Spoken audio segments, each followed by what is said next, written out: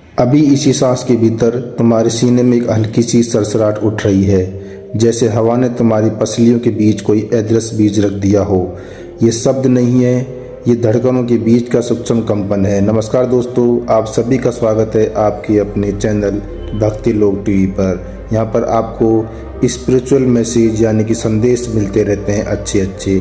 तुम समझ रहे हो, तुम्हारी कहानी कभी दो चेहरों की कहानी नहीं थी, वह दो आकाशों का मिलना था। दो ऊर्जाओं का ऐसा संगम जहाँ तुमने अपनी रोशनी किसी और की छाया में नहीं बल्कि उसके साथ शेयर की थी।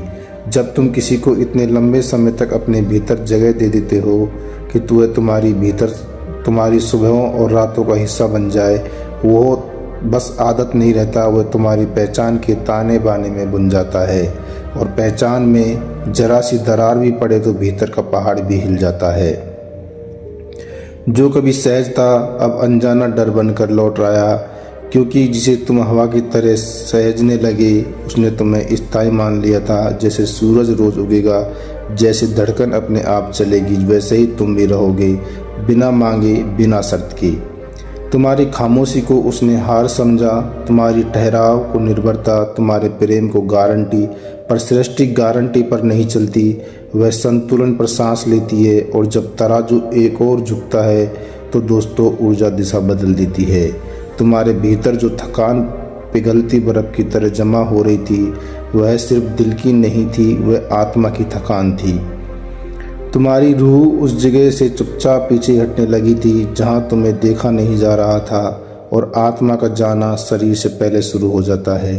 ये किसी कैलेंडर पर नहीं दिखता, पर हवा बदल जाती है। उसे वह बदलाव दिखा नहीं, अहंकार ने उसके कान बंद कर रखे थे। उसे यकीन था तुम लौटोगे, मगर जब तुमने भीतर ही भीतर एक रेखा खींच दी, मन ही मन उसके अंदर एक रेखा खींच दी, उसी क्षण उसी पल अदृश्य शक्तियाँ तुम्हारे साथ खड़ी हो गई थी। अब वह अपने ही विचारों के जाल में उलझा है, फंस चुका है। पहली बार उसे समझ आया है कि स्थायित्व कोई अधिकार नहीं था, वह तुम्हारा चुनाव था। और चुनाव जब मुड़ता है, सुरक्षा की दीवारों में दरारें दिखने लगती हैं।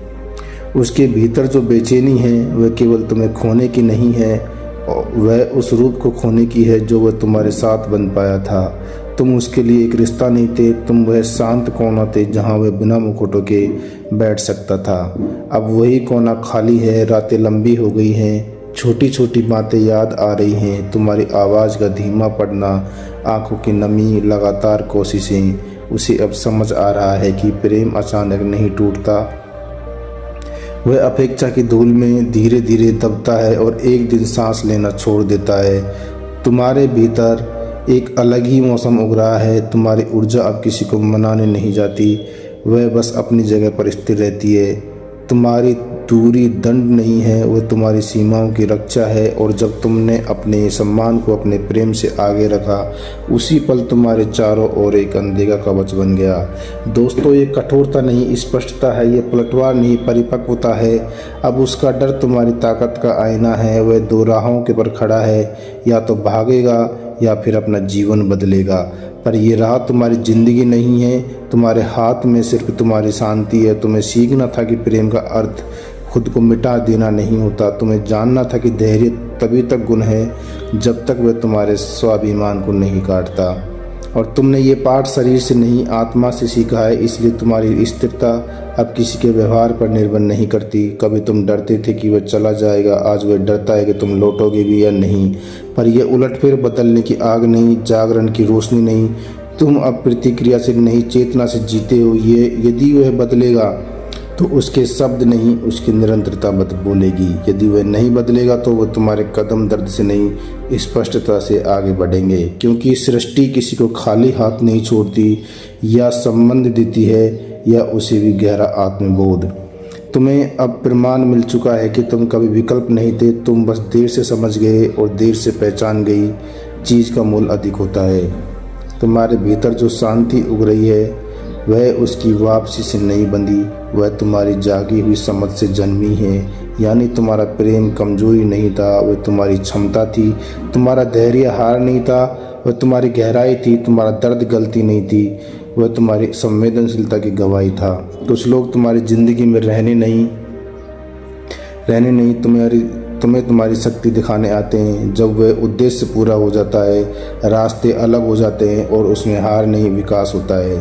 तुम्हारे सामने अब सवाल ये नहीं कि कौन लौटेगा, सवाल ये है कि तुम फिर कभी खुद को खोओगे या नहीं।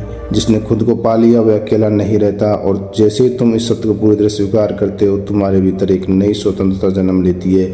तो दोस्तों, आज का डिवाइन संदेश अगर आपको पसंद आया हो तो वीडियो को लाइक करके भक्ति लोक टीवी चैनल को लाइक, शेयर एंड सब्सक्राइब जरूर करें, और कमेंट बॉक्स में थैंक यू यूनिवर्स जरूर लिखें।